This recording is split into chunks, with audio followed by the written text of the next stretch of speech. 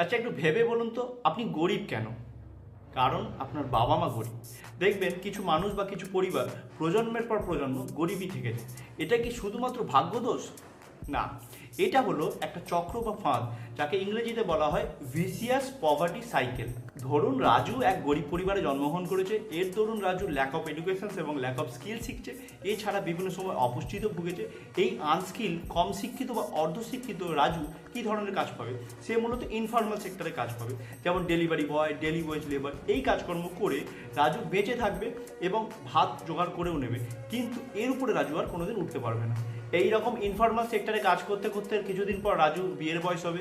রাজুর বাড়ির লোক এবং রাজুর সোসাইটি রাজুকে বিয়ের জন্য চাপ দেবে এবং তারপর রাজু বিবাহ করবে। বিয়ের পর কিছুদিন পর রাজুর সন্তান হবে কাজু। সে কী হবে? সেও গরিব হবে। এবং এই রকমভাবে এই চক্রটা ঘুরতে থাকে।